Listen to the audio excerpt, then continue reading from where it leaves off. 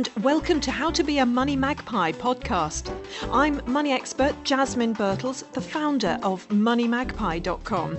And today we're continuing our quest to find more of the many ways you can be clever with money without even trying. As you know, if you've been listening to our other episodes, we believe in making money as well as saving it, finding really fun and interesting ways of building up reserves of cash, as well as being clever and thoughtful at spending it. We're also taking questions from listeners and readers to be the subject of the podcasts, and today we're doing exactly that. A question I am regularly asked, particularly when I do my money workshops, is what is the difference between saving and investing? They're different words, but they're often used interchangeably. At least saving, particularly, I find, is often used really to mean investing.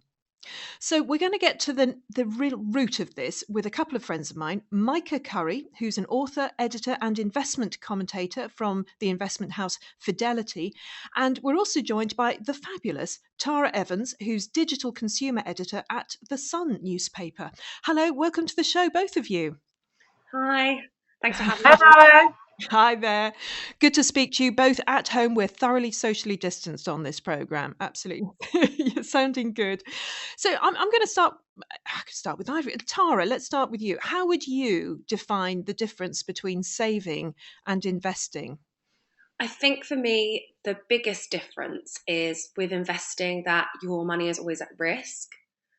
And I think that it's more of a long-term goal with investing, whereas saving could be on the shorter term. Yeah, sort of short term. How about you, Michael? How would you define it? I would agree with Tara that investments are often thought of as savings' riskier cousin, and often these two terms are used interchangeably, but they are definitely not the same. You know, you could refer to saving as stashing your money under the mattress. Investing is really putting your money into something specific with the expectation that its value will grow over time, and providing you with the opportunity to create more wealth and to generate an income. Yeah, I mean, to me, the big thing is as you both said, time. You know, and I think this seems to be something that we all as a nation need to get our heads around. That saving is for short term, and like you say, Tara, we've got to have safe investments for that, because if you're saving for Christmas or you're saving for a car, you want to know that you're going to have at least the money you put in when you come to take it out. But with long term, we have to take a bit more risk, because that's the only way we're going to get the return. Do you get this from your readers, Tara, or do you find that your readers are generally too afraid of the concept of investing to go for it? Yeah, I think there's two things. I think there is the issue that they really want to save, and at the moment, um, it's really hard for a lot of our readers to save. Lots of them have experienced income shocks due to coronavirus. And everybody, I think, at the moment is really living on a short term basis, trying to get through the next few months, figuring out, how do we plan for the long term at the moment when, you don't know what your career is going to look like. You don't know, whether how these rules are going to impact our long term living. It's just really unsure at the moment. So I think that that's the first thing. And I think, yeah, you're right. I think a lot of people are scared. Um, lots of our readers, they would feel like investing is something that is too hard for them to get into. And that's a real shame, I think, because, if any of them have a pension with their workplace, ultimately that's invested. So they are, involved in investing products, even if they don't realize. So I think, it's something that I'm really trying to encourage our readers to think more of.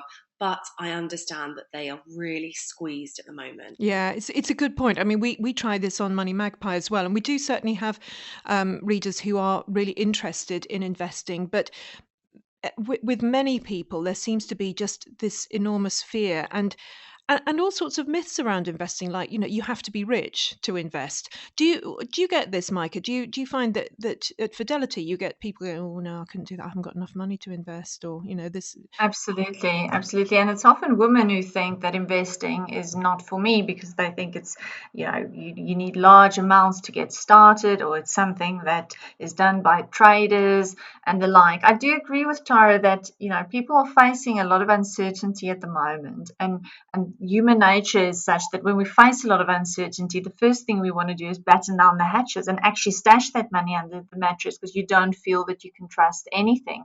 But that's possibly the worst thing you can do, because over time there's a factor that works against you when you save, and that's inflation.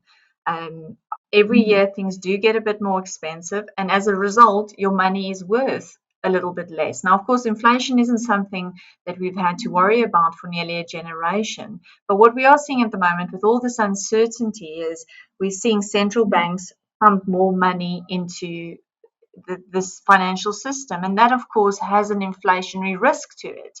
And then of course fees too. Now you also pay fees when you invest, but those fees combined with inflation will chip away at your savings over time. And I mentioned that women often shy away from investing.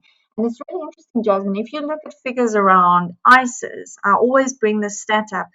Who do you think holds the most ISAs in the UK? Women, despite facing various challenges, despite the fact that there's still a gender pay gap, despite the fact that women often take career breaks to raise children or to care for a sick and elderly relative, we still manage to save more into ISAs than men.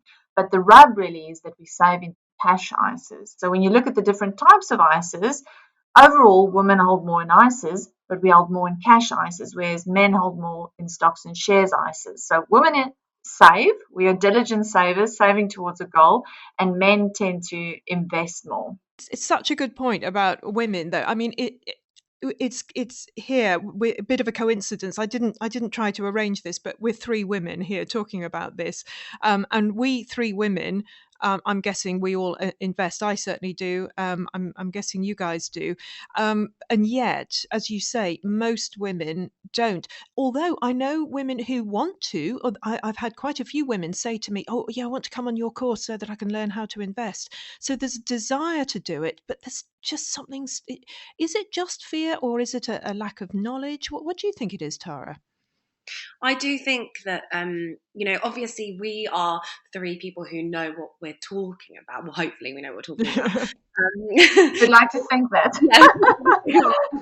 So I think it's different for us because we're kind of more aware, more knowledgeable. I think for lots of women, it's the risk thing. I also think, it's a lack of awareness.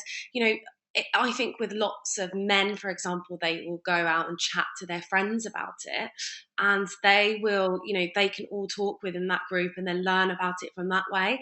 And if women aren't doing it systemically, there's not going to be that kind of culture where people discuss it. So I think that is a really big barrier and something that hopefully will be broken down. I wonder if we should have investing clubs again. I mean, I remember back in the 90s, that was a big thing. And there were women who would get together, there were men as well, but it was quite a sort of, genuine sort of club kind of feel. Do you think we should have those again? Or do we? Do they exist? I haven't heard of any, but. They're few and far between, I think. There are obviously a lot more book clubs and wine clubs than there are investing clubs. Book clubs and wine clubs, yeah, fine, but it doesn't make you money. Yes, so No. yeah, we should have some more maybe of those. And as you say, Tara, that people do put their money into pensions. They just don't realise that that money is then being put into mostly stock market until you're older anyway. So maybe again we should have employees given a talk once a year just to let them know, oh, by the way, this is where your pension money is, just so you know, and this is why. Maybe we should do that. Yeah, I do think that would be helpful. And, I think also just everybody being able to I think that money is a really tricky thing. People don't want to discuss it. It's not a very British thing to discuss money either. No. So I think that also holds it back. And I think you're right. I think people don't really realise, where their money and their pension is invested. So when it comes to actually managing your money, and I know all three of us say you should have savings and you should have investments at the same time. Let's just unpick that for a moment. Micah, how should somebody manage their savings and their investments? What sort of percentage of their money should go into that, and how should they think about their saving and their investing? I think of saving as setting some money aside you don't spend now, but that you will use for emergencies or possibly for a future purchase. And then we talk about your rainy day fund, or your fallback fund. And ideally, what financial advisors advise is that you've got about 3 to 6 months equivalent of your monthly salary put into that fallback fund. And that really can be a saving. It's not about growing the money, it's about having that, if you like, fallback, cash buffer as part of your overall portfolio. So park that one side. It's important to have that. And then beyond that, think about investing as buying into assets such as stocks, getting more engaged with your pension, your workplace pension. And most of us in the UK will have a workplace pension if we've been in formal employment. What we need to do is engage with that more. So think of yourself as an investor, log into your pension account and see where it's invested. So most of us will be in the default option, but that's an option for anyone in the workplace, and you might be better off self-selecting investments. And there's a few things you can do when it comes to your pension that make a big difference. For example, when you log into your online account, your pension account, when you finally get the username and the password, so you need to do a bit of admin, look at what your default retirement age is, because it might be the standard, say 55, and that means that your assets are being de-risked sooner. So if you're planning to work for longer, you can change that default retirement age. It's a small little trick that will make a big difference to the possible investment growth you can get. Also, look at filling out your expression of wish form, or your beneficiary, I think they call it beneficiary nomination form. So what happens to that money you've saved into a pension when you pass away? Just getting more engaged and thinking about a pension as an investment is so important. Gosh, yes, there's lots to do there. And I say lots. It's not really that hard, is it? And it sounds like sort of, oh, I've got to do this, I've got to do that, but none of it really takes a huge amount of time, does it? No, it doesn't. And I think, we are, especially women, we are so good at taking care of everyone else's needs, and we kind of put our own financial matters right at the back burner. We are now all at home. And lockdown, if anything, has been a time for reflection. It's been a time for life admin. I'm sure a lot of people have probably like tidied up their wardrobes, cleaned out an old drawer. You can do exactly the same with your finances, and your pension pot is a really, really good place to start. And Tara, if we think about the savings side particularly, again, I'm sure you are getting this question all the time. I certainly am. Is where can I put my money? Where can I put savings money? There doesn't seem to be anywhere that's giving anything decent back at the moment. No, you're right. Savings rates obviously are really low. And obviously with the threat of negative interest rates, the fear is that I don't think any bank will ever go to a negative interest rate, in my personal opinion. But these are really uncharted waters. Um, Obviously you need to look and decide how long you want that money in those savings pots, and then you can find the appropriate product for it. Because if it's a rainy day fund and you probably won't need to access it for a few years, or you're saving for a house, or you need to sit down and figure out what you want that money for and where it's going to go and when you need to access it. And if it was for an emergency, would you be able to take it out without paying a fee? And and then yes, is there a do you feel it's worth switching? Because sometimes you'll see headline rates. Oh, look, 1.5%, or this one's 1.25%, and you kind of think, well, if I had £1,000 there for a year, would that really make very much difference? Another 0.25%. Do you feel are there people who are literally switching to get an extra 2.25% or anything, or is it just not worth it? I think our readers are really in that problem at the moment. I know myself, I've thought it too. I'm like, that 0.25% really, does it it going to make that much difference for all the admin and, that time that we have? I think it just depends where you are. If you're at the moment, got some spare time and you do have, you are committed and you do feel like that bit is really important to you, then it's worth doing it. But for you, if you feel like that time isn't going to be well spent, maybe there are other ways that you can make money and you might be able to make more.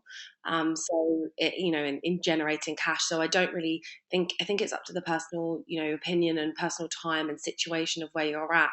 And I know that when I was freelance, I used to really, really resent spending days doing admin. I really resented it. I used to sit there and think, I'm not being paid for this. And, I had to really reorganize my mind in terms of doing my own admin.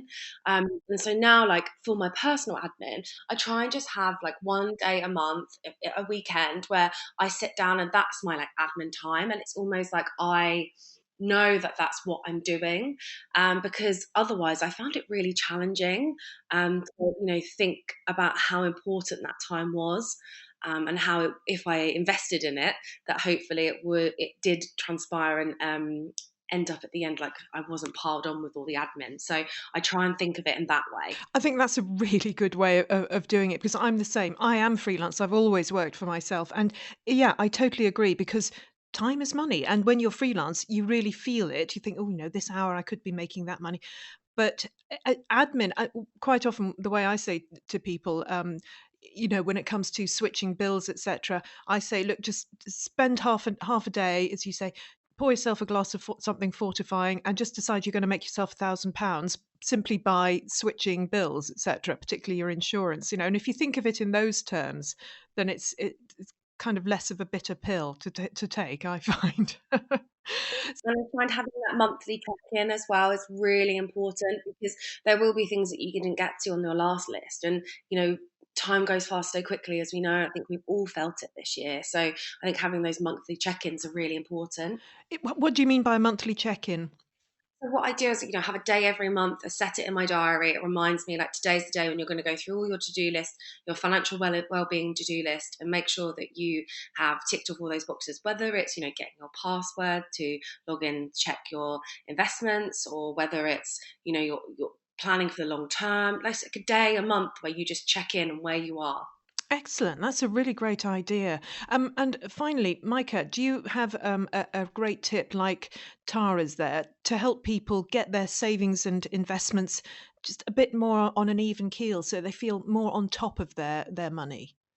I would agree that we all need to put some time aside to look at that. And in an era or in a time where we feel very much out of control, we can't control what's happening in the outside world. The one thing that you can control is your personal finances and how you manage that. So I do think it's worth investing some time in that. And I think that getting back to the whole argument around saving versus investing is, I think the reason people shy away from investing is, one, they think you need loads of money to do it. You don't. You can start with a regular savings plan with small amounts every month, putting something aside. So don't think that you need a lot of money to invest. My second tip would be, people also shy away from investing because they think that they need to know everything about the subject before they take the plunge.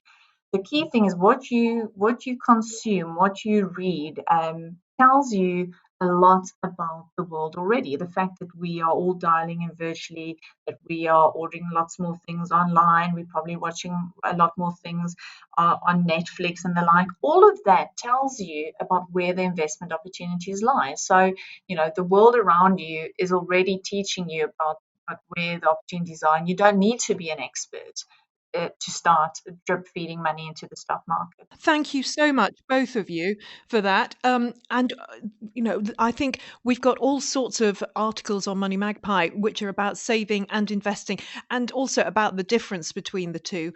We've also got Fidelity, where Micah comes from, has lots of information about investing. And I know that Tara's section for consumers has loads of help, particularly for savings accounts, as well as how you can save money day day to day.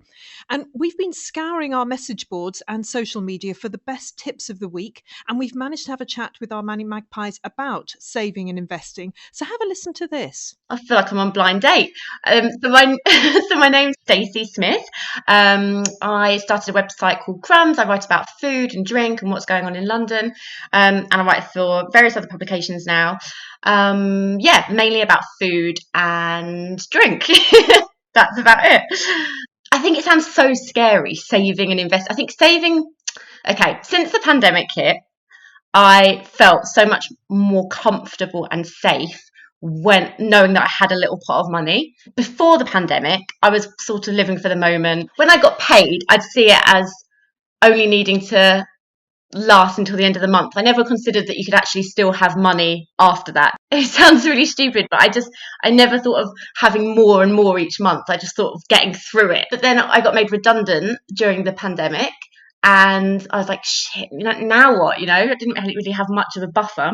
And it really made me relook at things. And yes, now I've got some savings thanks to a redundancy payout, and I've found a new job, so it's all good.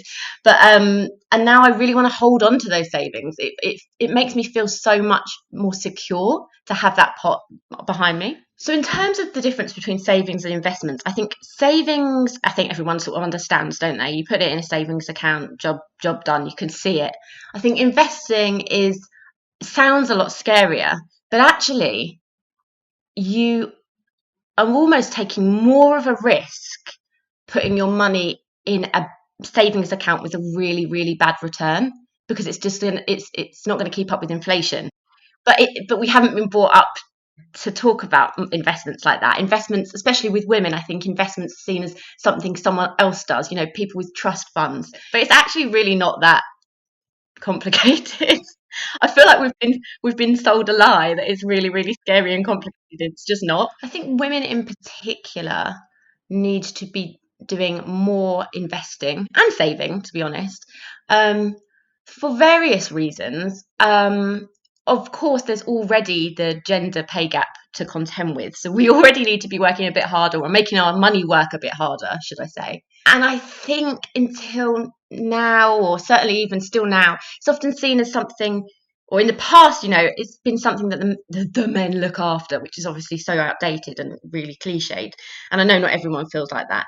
But I think there's a whole new breed of women talking about money, and it's engaging us, right? It's interesting, and it's like making it more accessible and easier to understand. And I know I've read a load of books recently, and it's really telling that they were all aimed at millennial women. So there's obviously an appetite for it. I think we want to be in control of our money, and be aware of what we can do to make a difference. She's pretty much said everything that we've just been saying, hasn't she? But it was a good point about the gender pay gap as well. You guys have probably seen that as well, that women are saving and investing less much of the time, although apart from ISAs, as you say, Micah, partly because they're still earning less.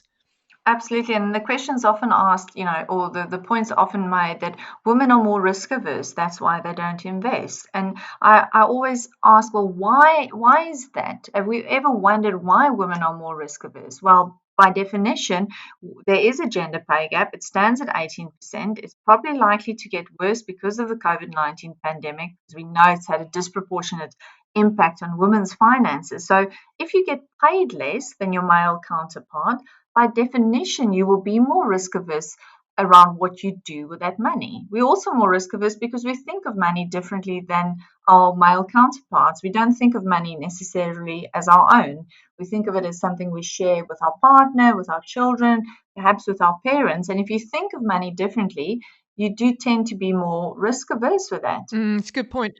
And Tara, there was a note there about being freelance and needing some money set aside. And you've been freelance, I am freelance. And of course, women tend to be freelance, certainly part-time, more than men are. And do you think that women and men, frankly, need to get more of a sense that we really do need to have some money in the bank just for a rainy day? Because a lot of us don't. Yeah, I think that is a really important message. But I know that the main thing that I hear back from our readers is when you're living month to month, which lots of my readers are, and you experience some kind of income shock, it's only really the mistakes that you learn from, because you realize when you're in that situation that you do need that buffer.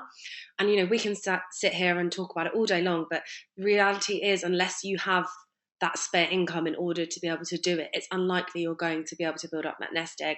And I know so many of my readers will say, I don't have any spare cash. So I think there's two things. People, will learn from their mistakes. And I think once you've been in that situation, or you see a close friend or family member in that kind of situation, I think that's when it does shock you and you do think, okay, yeah, I really need to build up that nest egg. And I think coronavirus perhaps that could have been a side effect, because, we'll have seen lots of people losing their jobs, and a lot of people who have had those kind of income shocks. And hopefully that has, part of the reason why people were saving and paying off so much debt during lockdown, I think, was due to that. And I think there's also, reorganizing your mind, not living month to month, and finding out how you can, over the course of a year, set up those kind of long-term savings goals. And some of the things that I've seen really encouragingly from readers is their adoption of like the auto saving apps. And while they don't pay out very high interest, I do think they are good at showing people where you can save those little amounts every now and often, and they will add up and can help you boost those kind of savings to keep you more secure.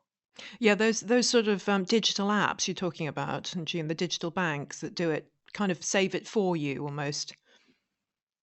Yeah, they work using algorithms, so they look at your income. Hopefully, you will link it to all your banks, and then they will kind of just siphon away bits of cash every now and then where they see that you've not spent as much as you normally may have on a normal monthly, or it works every 4 days, I think, pattern. It differs from app to app. So I think they're a really good way of showing people who've never saved before that actually you can save. Even if it's a couple of pounds, you can start saving and building up those nest eggs. Excellent. Thank you so much. Thank you, Micah Curry from Fidelity. Thank you, Tara Evans, consumer editor at the Sun newspaper. Really, really helpful there. And that's your lot from us today. Don't forget to follow us on Twitter and Instagram. And our handle is, of course, at Money Magpie. If you have a story you'd like us to feature, or you have a burning question, head over to our message boards and put your question there. In fact, put a question of any sort on the message boards, and not only will we answer it, but it might be picked for the next podcast. We're interested in any of your fab money tips too. Today's episode was presented by me, Jasmine Birtles, and our producer was John Offord. The music was composed for Money Magpie by Thomas Hewitt Jones.